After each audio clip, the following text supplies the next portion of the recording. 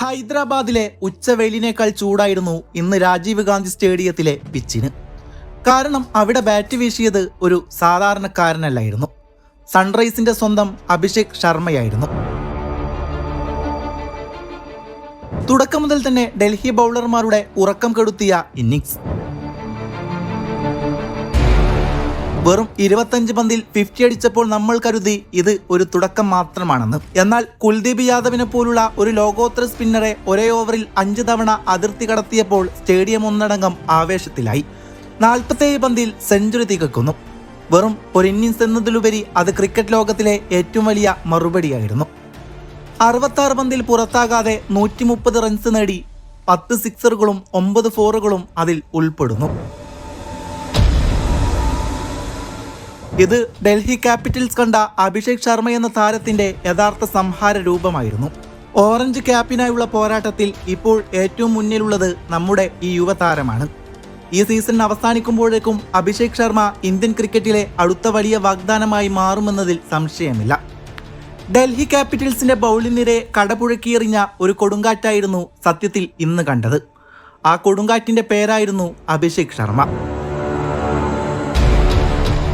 ഡൽഹിയുടെ ബൗളർമാരെ നിഷ്കരുണം പ്രഹരിച്ചുകൊണ്ട് വെറും 68 പന്തിൽ നിന്ന് പുറത്താകാതെ 135 റൺസാണ് അവൻ അടിച്ചുകൂട്ടിയത്. 10 കൂറ്റൻ സിക്സറുകളും 10 അതിമനോഹരമായ ബൗണ്ടറികളും ഉൾപ്പെട്ട ആ ഇന്നിംഗ്സ് ക്രിക്കറ്റ് പ്രേമികൾക്ക് ഒരു കാവ്യാനുഭവമായിരുന്നു.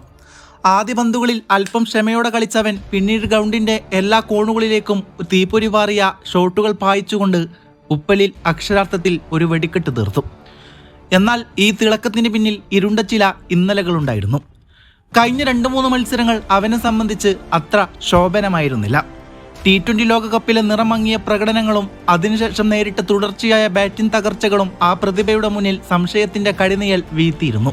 റൺസ് കണ്ടെത്താൻ പാടുപെട്ട ആ നാളുകളിൽ വിമർശകർ അവന്റെ മേൽ വട്ടമിട്ട് പറന്നു.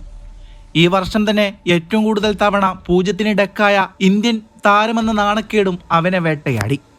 ലോകകപ്പിലെ ഫോമിന് പിന്നാലെ പലരും അവന്റെ സുവർണകാലം അവസാനിച്ചുവെന്ന് വരെ വിധി എഴുതിയിരുന്നു. പക്ഷേ ഒരു യഥാർത്ഥ പോരാളി പരാജയങ്ങളിൽ നിന്ന് പാഠം ഉൾക്കൊണ്ട് അതിശക്തനായി തിരികെ വരും. ചാരത്തിൽ നിന്നും ചിറകടിച്ചുയരുന്ന ഫിനിക്സ് പക്ഷിയെ പോലെ അവൻ തിരികെ വന്നിരിക്കുന്നു. അതിഗംഭീരമായ ഒരു തിരിച്ചുവരവാണിത്. വിമർശകരുടെ വായടിപ്പിച്ചുകൊണ്ട് തന്റെ കരിയറിലെ 2ാമത്തെ IPL സെഞ്ചുറിയാണ് അവൻ ഇന്ന് ഡൽഹിക്കെതിരെ കുറിച്ചിട്ടത്. കേവലം 47 പന്തുകളിൽ നിന്ന് സെഞ്ചുറി തികച്ചവൻ തൻ്റെ വിമർശകർക്ക് നൽകിയ മറുപടി ബാറ്റിലൂടെയായിരുന്നു. തൻ്റെ പഴയ താളം വീണ്ടെടുത്ത് അഭിഷേക് സ്പിന്നർമാരെയും പേസർമാരെയും ഒരേപോലെ അതിർത്തി കടത്തിക്കൊണ്ട് തൻ്റെ ആധിപത്യം ഉറപ്പിക്കുകയാണ്.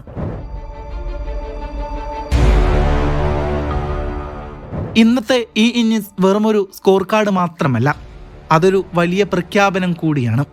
താൻ എവിടെയും പോയിട്ടില്ലെന്നും തൻ്റെ ബാറ്റിലെ വെടിമരുന്ന് തീർന്നിട്ടില്ലെന്നുമെന്നുള്ള രാജകീയ പ്രഖ്യാപനം.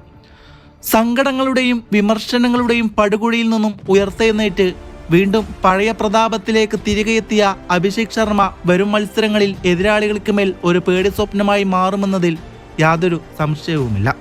എന്തൊരു മനോഹരമായ ഇന്നിംഗ്സാണ് അയാളിന്ന് കാഴ്ചവെച്ചത്.